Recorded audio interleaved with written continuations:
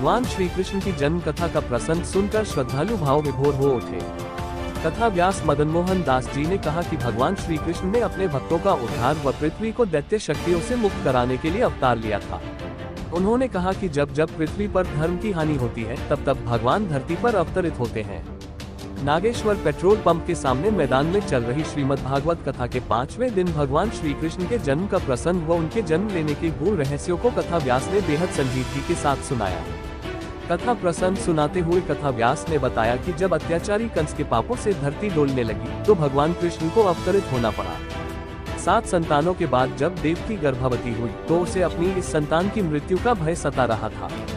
भगवान की लीला वे स्वयं ही समझ सकते हैं।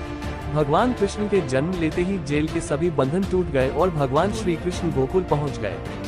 कथा का संगीतमय वर्णन सुन श्रद्धालुगण झूमने लगे। इस दौरान पूर्व उच्च शिक्षा मंत्री पंडित श्याम सुंदर शर्मा, कुलदीप लवानिया, हरिओम भगत जी, लाला टुकचंद वार्षणेय, विकीमल प्रधान, पवन शर्मा, जयराम शास्त्री, विनय गोपाल, त्रिदेव उपाध्याय आदि क्षेत्रों ग्रामीण मौजूद।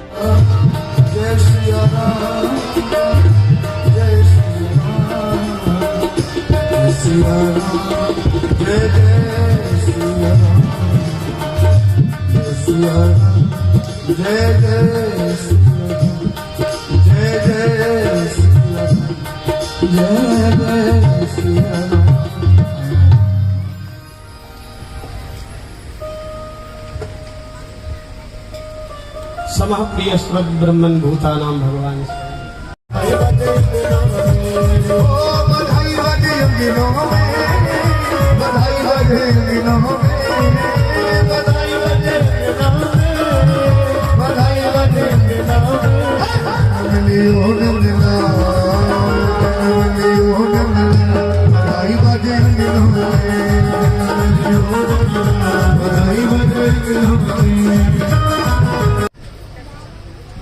महाराज जी की वाणी से सुनने के बाद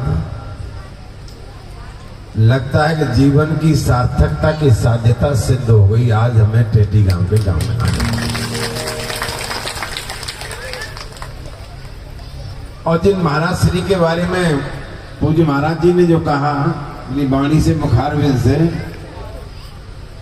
तो जब आए थे तब इस गांव को धन्य कर गए और परलोक जाने के बाद आज साक्षात्कार आज भी हमको धन्य कर गए। ऐसा मेरा तो उनके जो परिवारी जन है, मैं उनको कहता हूं कि योग्य बाप की योग्य संतान। और आज ये भगवान का जो श्रवण हो रहा है, हम ये मान के चलते हैं कि भगवान से बड़ा दुनिया में कोई नहीं, लेकिन भगवान से भी बड़ा कोई ना कोई और होता है, जैसा महाराज श्री कह रहे थे। अभी कृष्ण कथा है, कृष्ण कथा से या राम कथा का भी करें महाराज जी। महाराज जी हमने सच कह रहे हैं, बहुत विद्वानों के मुखारबिंद से वाणी से मैंने भागवत कथा सुनी है, लेकिन आप जैसा विद्वान मैंने कंठस्थ देखे हैं वो पहली बार जीवन में। और इसलिए कहते हैं कि भगवान से भी बड़ी कोई ना कोई चीज है। जब भगवान राम सेतुबंध रामेश्वर पुल बांधने, उनके पास भालू और बंदरों के अलावा कुछ भी नहीं था, और भालू बंदर पत्थर डालते जाते थे जिस पर मात्र भर भगवान का नाम लिखा था, और पत्थर वो तैरता जाता था। और भगवान ने सोचा कि मैं भी हिस्सेदारी करूं जिससे शीघ्रता हो जाए। और शीघ्रता के लिए एक तरफ जाने के बाद उन्होंने पत्थर, भगवान राम ने पत्थर डाला और पत्थर गया डूब।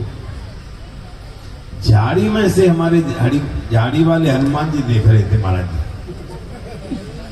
अब वो बड़े नटखट थे, वो देखते देखते उन्होंने, भगवान ने देखा कहीं किसी ने देख तो नहीं लिया कि मेरा पत्थर डूब गया है। अब भगवान जी हनुमान जी कहाँ मानने वाले थे, वो नाचते नाचते नाचते नाचते बोले भगवान मैंने देख लिया। हे हनुमान क्या देखा तुमने? मैं आपकी सारी लीला मैंने देख ली। बोले फिर भी हनुमान तुमने क्या देखा? मैंने वो देखा कि जिस पत्थर पर आपका मात्र नाम लिखा है वो पत्थर तैर रहा है, और जिसे आप अपने हाथ से छोड़ रहे हो वो डूबना अवश्यंभावी है। इसलिए आपसे बड़ा आपका नाम है, ये हनुमान जी ने सिद्ध किया था। बताया हमको बड़ा अच्छा लगता है। अब भगवान जी महाराज जी ने आज एक बात और कही कि माला जो डालते हैं हम, जो उसका सदुपयोग नहीं करने जाते, उसका सम्मान नहीं करना जाते, माला को एक दूसरे पर पटक देते हैं। सही मायने में इस माला का हकदार महाराज जी संतों के अलावा नेता तो कोई है नहीं, ये भी के साथ में आता है। माला पहनने का अधिकार केवल उस व्यक्ति को है। माला पहनना बहुत आसान है, लेकिन माला का बोझ उठाना बड़ा मुश्किल काम है। माला का बोझ वही व्यक्ति उठा सकता है जिसके पास सिंसियरिटी हो, जिसके पास डिवोशन हो, जिसके पास समर्पित भाव हो, जिसके पास समर्पण की भावना हो, जिसके पास समता हो, जिसके पास ममता हो, जिसके पास प्रेम हो, जिसके पास इच्छने हो, जिसके पास सब कुछ न्यौछावर करने की कैपेसिटी और कुव्वत हो, वही माला का हकदार होता है। बाकी तो हमको बड़ा अच्छा लगा जो है, बोले के नेता बिना माला के रह नहीं सकते।